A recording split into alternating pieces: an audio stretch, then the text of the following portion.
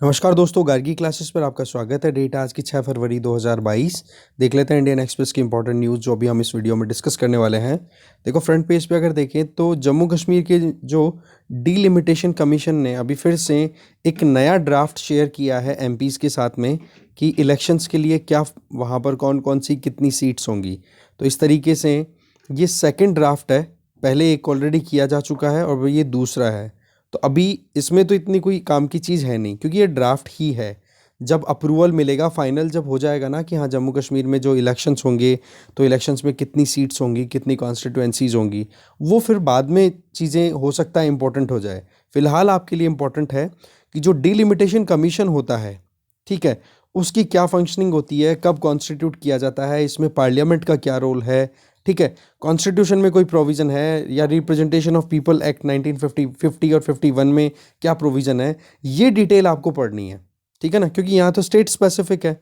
बाकी इसमें देखने वाली बात आपको जो बताई वो आप ज़रूर देखोगे।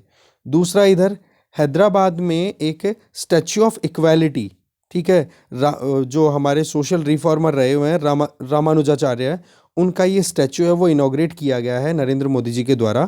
तो ऐसे में वैसे तो एक्सप्लेन्ड पेज पे इनका एक आर्टिकल आना चाहिए। अब वो कल आ जाए तो ठीक है, कल का मतलब मंडे वाला जो डिस्कशन होगा हमारा उसमें आ जाए तो ठीक है, नहीं मैं आपको एक लिंक शेयर कर दूंगा, या फिर हो सका तो कल का जो हम वीडियो डिस्कस करेंगे ना शाम वाला न्यूज़ वाला, उसी में उसको इंटीग्रेट कर दूंगा। क्योंकि वेबसाइट पे तो मैंने देखा कि इनसे रिलेट इस पर्टिकुलर पॉइंट से रिलेटेड पूरा आर्टिकल है, ठीक है, पर वो अभी न्यूज़पेपर में प्रिंट नहीं हो के आया। हो सकता है कुछ दूसरे एडिशन है न्यूज़पेपर के, उनमें आ गया हो। तो हम इस बारे में एक बार ज़रूर डिस्कशन ज़रूर करेंगे, है ना। पेपर में प्रिंट होके आ गया तो कर ही लेंगे, नहीं आया तो वेबसाइट से डिस्कस कर लेंगे, ठीक है। तो ये वाला थोड़ा सा अच्छा। अब आपके लिए टास्क क्या है, स्टैटिक पोर्शन पिक करना आपको। आर्ट एंड कल्चर वाला जो हमारा पार्ट है ना, उसमें आ जाएगा रामानुजाचार्य का क्या कंट्रीब्यूशन है, इनका जन्म कब हुआ, कौन से सेक्ट से संबंधित है, इनके क्या क्या एक्टिविटीज़ हैं, है ना, कहाँ से कौन से एरिया से संबंधित है, इनके फॉलोअर कौन थे, इनके गुरु कौन थे, वो सारी चीज़ें आपको गेन करनी है, ठीक है। क्योंकि क्वेश्चन बन सकता है, ये अपने आप में बहुत इंपॉर्टेंट अभी पर्सनालिटी बन चुके हैं। इसके आगे आप देख सकते हो कर्नाटका में जो हिजाब को लेकर के जो मुद्दा चल रहा था, कल हमने एक्सप्लेन पेज पर पूरी डिटेल देख ली थी। तो उसको लेकर के कर्नाटका गवर्नमेंट ने स्टेट का एक कानून है उसको इन्वॉक किया है, जिसमें section 133 of Karnataka education act of 1983, उसमें उसमें प्रोविज़न लिखे हुए हैं कि जी जो स्कूल का कोई भी एडमिनिस्ट्रेशन है वो अगर कोई भी चीज़ के लिए अगर अनाउंस कर दे, ठीक है, तो उनको आप इग्नोर नहीं कर सकते। तो ये जो सेक्शन 133 क्लॉज 2 है कर्नाटका एजुकेशन एक्ट ऑफ 1983, इसमें सीधा से ये लिखा हुआ है कि स्कूल या कॉलेज डिपार्टमेंट या कॉलेज एडमिनिस्ट्रेशन के द्वारा जो भी ड्रेस कोड के लिए बोला जाए उसको कंपल्सरीली अप्लाई करना ज़रूरी होता है, ठीक है। तो इस केस में अभी आपको पता है हिजाब जो पहनना है वो इस्लाम में रिलीजियस एक प्रैक्टिस का पार्ट है।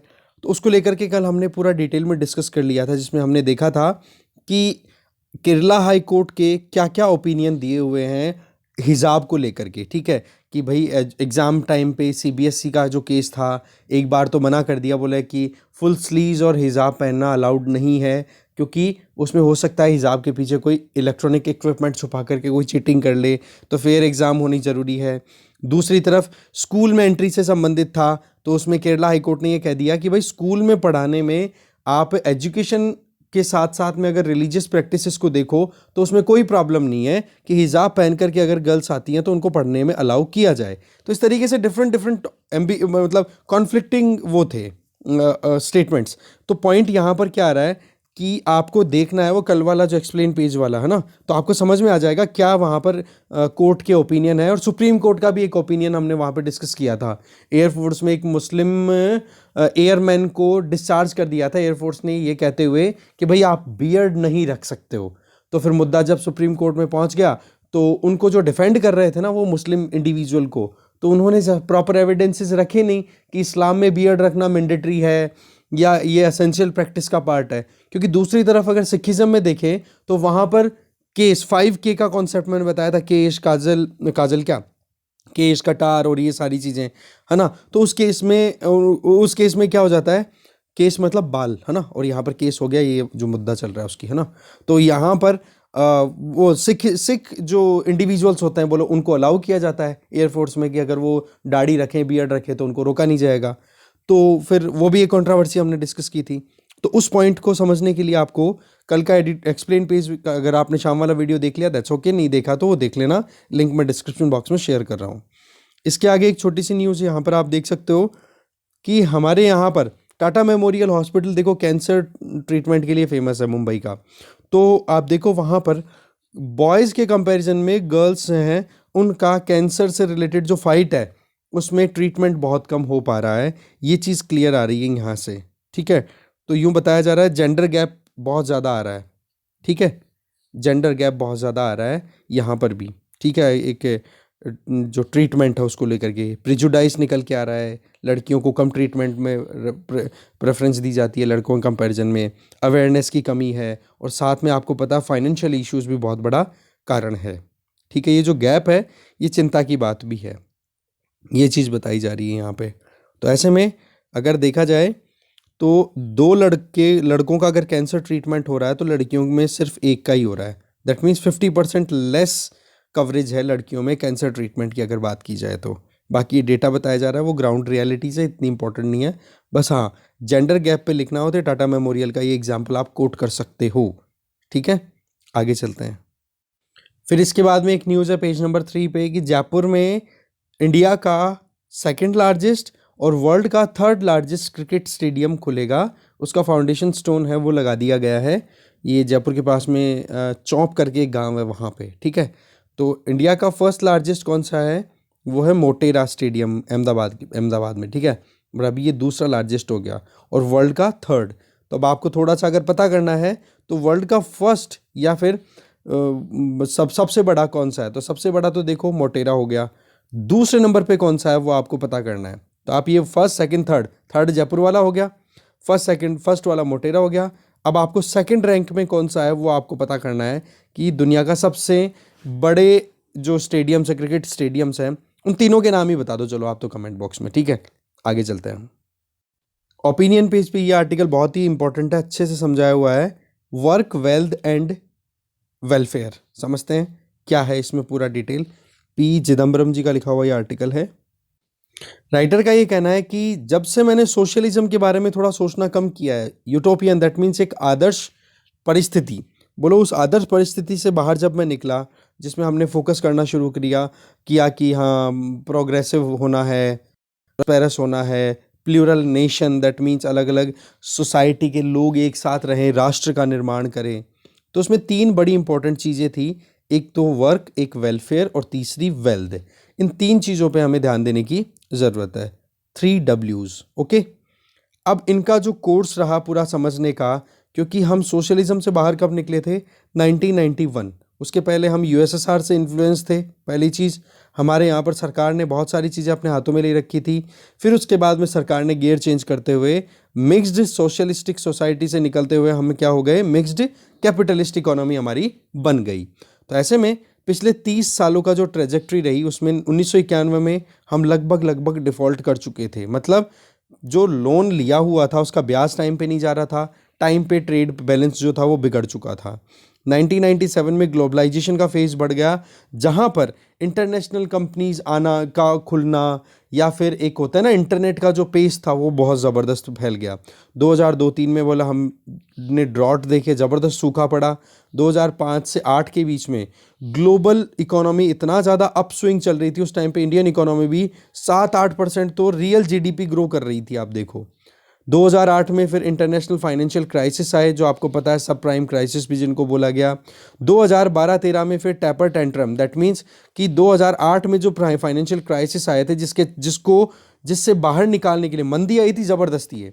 ठीक है, इस मंदी से बाहर निकालने के लिए सरकारों ने सस्ते में लोन अवेल कराए थे। अब वो लोन इतने ज़्यादा थे कि जिसकी वजह से वहाँ पर लिक्विडिटी बढ़ गई। लिक्विडिटी को कंट्रोल करने के लिए वहाँ पर फिर बाद में जो डेवलप्ड कंट्रीज़ के जो सेंट्रल बैंक्स थे उन्होंने इंटरेस्ट रेट राइज की, तो उसको टेपर टेंट्रम, दैट मीन्स जो मार्केट में लिक्विडिटी थी उसको एब्जॉर्ब करवा दिया।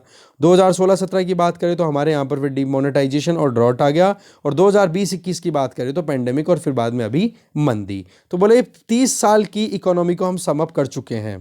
तो इसमें हम अगर देखें तो कुछ बेसिक फिलॉसफीज को हमें समझना जरूरी होगा, जैसे कि एक तो काम को ज़्यादा प्रमोट करना, वेलफेयर प्रमोट करना और वेल्थ, इन तीनों चीज़ों पर हमें एक एक करके समझना होगा। तो सबसे पहले है कि काम पर हमें ध्यान क्यों देना चाहिए।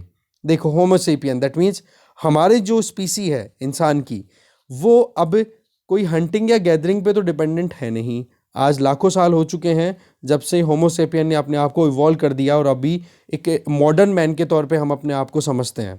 तो ज़रूरत हो गई एक कल्चर की ऐसी की जो काम की बात करे, वर्किंग कल्चर।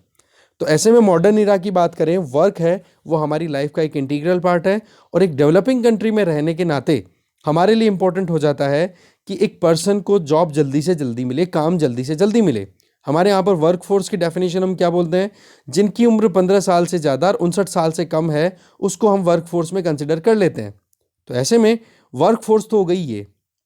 अब इसमें से वो लोग जो रोजगार कर रहे हैं और जो रोजगार चाहते हैं पर उनको रोजगार नहीं मिल रहा, उन सबको अगर मिलाएं तो उसको हम बोल देंगे लेबर फोर्स।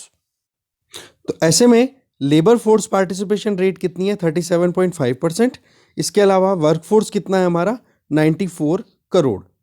तो आज की अगर टाइम की बात करें तो इंडिया एक यंग नेशन है, जहां पर हमारे मीडियन एज कितनी है, मतलब टोटल पॉपुलेशन की एज अगर निकालें और उसको नंबर टोटल पॉपुलेशन से डिवाइड कर दे तो एवरेज कितना निकल के आएगा, 28.43 ईयर्स। ठीक है, हमारे एवरेज अभी एज क्या चल रही है, 28.43 ईयर्स। मतलब एक यंग नेशन है, पर हमारे यहाँ पर सबसे बड़ा जो नुकसान है वो है अनएम्प्लॉयमेंट। इसीलिए वर्क इंपॉर्टेंट हो जाता है।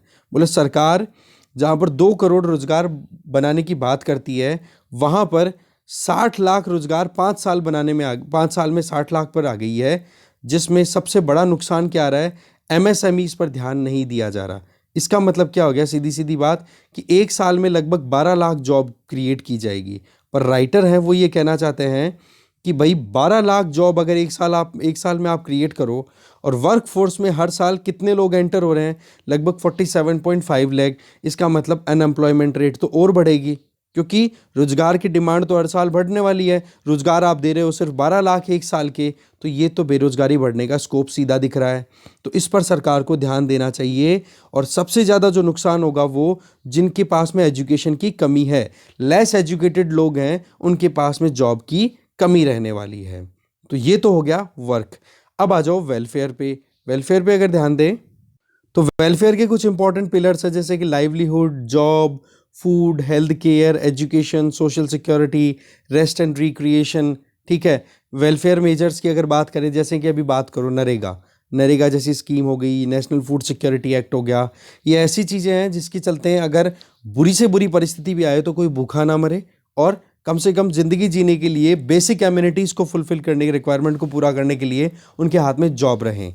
तो खाना, free public health facility, health insurance, इन पर सरकार को फोकस करना चाहिए। राइट टू एजुकेशन एक्ट हमारे पास में अवेलेबल है, पर सवाल ये है कि अभी का अगर बजटरी एलोकेशन देखें तो जहाँ जहाँ पर भी सब्सिडी देकर के सरकार कुछ अच्छा काम कर सकती है वेलफेयर का, वहाँ पर रिडक्शन देखने को मिला है। और वो कितना, बोलो टोटल सब्सिडी रिडक्शन देखा गया है इस बजट में लगभग 27%, जो कि अपने आप में बहुत ही ज़्यादा है। इसमें देखो, एक गरीब को जो राशन मिलता है उस पर असर जाएगा। सोशल सिक्योरिटी जो मिलती है, जैसे पेंशन देना हो बूढ़े लोगों को, फ्री में एजुकेशन देनी हो, उसके लिए अलॉटमेंट थोड़ा सा कम रहा है। माल नरिशमेंट को रोकने के लिए फूड सिक्योरिटी एक्ट हमने चला रखा है, उसमें कमी, या स्टंटिंग या वेस्टिंग की जो बच्चों में प्रॉब्लम रहती है वो कंटिन्यू रहने वाली है। तो बोले यहाँ पर जब तक सरकार इंटरवेंशन नहीं करेगी तो ये प्रॉब्लम कैसे ठीक होगी। अब सरकार के इंटरवेंशन को सरकार ने अगर रिड्यूस कर दिया तो वो भी नुकसान है। दूसरा, जीएसटी में कोई रिलीफ नहीं दी गई है, जिससे कि कंज्यूमर अगर कुछ परचेज करके खाना चाहे तो वो परचेज में भी उसको कहीं ना कहीं नुकसान है। टैक्स वाली बात है, उसको भी बोला यहाँ पर इग्नोर किया गया है। टैक्स वाली बात के लिए हमने आर्ग्यूमेंट्स फेवर में तो देख लिए थे कि टैक्स रिड्यूस नहीं क्यों नहीं करने चाहिए, बट टैक्सेस रिड्यूस नहीं करने की वजह से मिडिल क्लास या लोअर जो लोग हैं, पुअर लोग हैं, उनको ज़्यादा परेशानी होती है। ठीक है, तो कंक्लूजन में ये निकलता है कि वेलफेयर पर भी ध्यान नहीं दिया, मतलब वर्क और वेलफेयर ये दो चीज़ें तो कहीं ना कहीं साइड हो गई। अब आती है बात किसकी, वेल्थ की, वो समझते हैं। वेल्थ के बारे में ये बोलना है कि वेल्थ क्रिएशन तो देखो अच्छी बात है, जिसमें आप नया इन्वेस्टमेंट लेकर के आते हो, है ना, और इन्वेस्टमेंट में नए जॉब्स क्रिएट होते हैं। पर वेल्थ अक्यूमुलेशन की बात आती है ना, वो मुश्किलें पैदा कर देता है कि कुछ लोगों के पास में तो वेल्थ बहुत ज़्यादा इकट्ठी हो गई और बहुत सारे लोगों के पास में कुछ है ही नहीं। अब देखो वेल्थ जब बनती है तो उसमें फ़ायदा क्या होता है, इन्वेस्टमेंट आता है, रिस्क लेने की जो एक क्षमता होती है एक बंदे की वो बढ़ती है, इनोवेशन आता है, रिसर्च डेवलपमेंट इंक्रीज होता है। तो ओवरऑल पूरी मैक्रो इकोनॉमिक डेवलपमेंट को हम देखें तो प्लस रहता है wealth creation. But wealth accumulation inequalities लेकर के आता है। बहुत सारे सर्वेस की बात हम ऑलरेडी कर चुके हैं प्रीवियस डिस्कशंस में, जिनमें यही चीज़ निकल के आती है कि इंडिया में इनइक्वालिटी बहुत ज़्यादा है। India one of the most unequal country among one of the most unequal countries. तो ऐसे में आप देख सकते हो कि कितनी ज़्यादा इनइक्वालिटी, चाहे टेक्नोलॉजी की बात करो, डिजिटाइजेशन की बात करो, साइंस में एडवांसमेंट की बात करो, तो बोला हमारे यहाँ पर एक्सक्लूजन ज़्यादा देखने को मिलता है। कि हमारे यहाँ पर आप देखो कि पूरी दुनिया, भारत की अगर बात करें तो 142 केवल 142% के पास में 53 लाख करोड़ रुपए की वेल्थ है। अब आप देख लो कितना ज़्यादा वेल्थ का कंसंट्रेशन है। जबकि दूसरी तरफ अगर देखें तो गरीब कितना ज़्यादा गरीब है, और इस पेंडेमिक ने जो लोअर मिडिल क्लास के लिए जो डिजास्टर क्रिएट किया है वो अभी तक भी रिकवर नहीं हो रहा है। तो ऐसे में बोले कि हो सकता है कि जो कैपिटलिस्ट सोसाइटी से बिलोंग करते हैं वो लोग तो खुश हो जाएंगे इस बजट को लेकर के, पर जो रियल में एक मिडिल क्लास का बंदा, एक पुअर फैमिली से बिलोंग करने वाला बंदा, वो इस बजट को लेकर के बिल्कुल भी खुश नहीं होगा। तो ये चीज़ें कहीं ना कहीं यहाँ पर बजट की जो नेगेटिविटीज़ हैं वो यहाँ पर हाईलाइट की गई है राइटर के द्वारा। क्योंकि हमने प्लस तो देख ली थी कि कैपिटलिज्म को प्रमोट किया जा रहा है, प्लस की एडिटोरियल डिस्कशन आप फॉलो करते हो तो आपको उसका आइडिया ज़रूर होगा। ठीक है, तो ये ओपिनियन थे फॉर्मर फाइनेंस मिनिस्टर के। ठीक है, आगे चलते हैं। वर्ल्ड पेज पे अगर देखें तो बेलारूस, जो कि रशिया का ही एक फेवरेबल कंट्री है, रशिया के फेवर में, तो वहाँ पर आप देख सकते हो डिप्लॉयमेंट अच्छे खासे हो रखे हैं मिसाइल्स के। ये देखो मिसाइल फैसिलिटी डेवलप कर रखी है बेलारूस में रशिया ने। यूक्रेन टेंशन को लेकर के आपको पता ही है क्या कर चल रहा है, तो वही चीज़ें अभी यहाँ पर रिपीट हो रही हैं। ठीक है, ताइवान ने चाइना रशिया इनकी जो रिलेशनशिप है उसको क्रिटिसाइज़ करते हुए कहा कि बोला जिस तरीके से रशिया ये बोलता है कि ताइवान जो है वो पीपल्स रिपब्लिक ऑफ चाइना, मतलब मेन लैंड चाइना का ही पार्ट है, तो बोला चाइना इस बात को लेकर के बहुत सारा ढिंडोरा पीट चुका है, हमारे लिए एक्सेप्टेबल पहले भी नहीं था और अभी भी नहीं है। ताइवान एक सोवरन कंट्री है, ये कहना है इनका।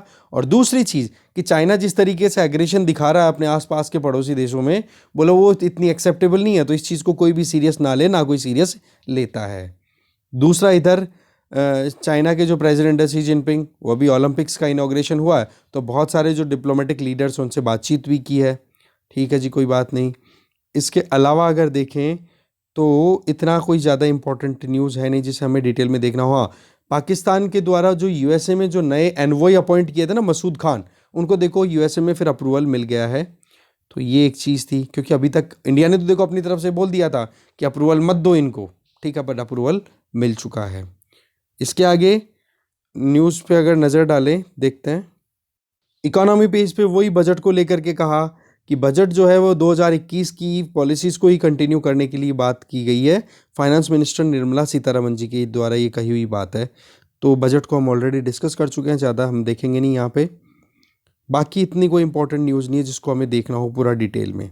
ओके, बस एक है स्पोर्ट्स पेज की न्यूज़, जिसमें ये है कि इंडिया ने वर्ल्ड कप जीत लिया, अंडर-19 वर्ल्ड कप।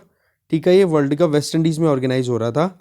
ठीक है, और इसमें इंग्लैंड को हराया 4 विकेट्स हैं। ओके, तो देखो जो भी इंपॉर्टेंट न्यूज़ थी वो हमने देख ली है। इस डिस्कशन में यही था। कुछ आपको लगे और तो न्यूज़पेपर शेयर कर दूंगा मैं कल सुबह, तो देख लेना, आप नज़र मार देना। ठीक है, थैंक यू।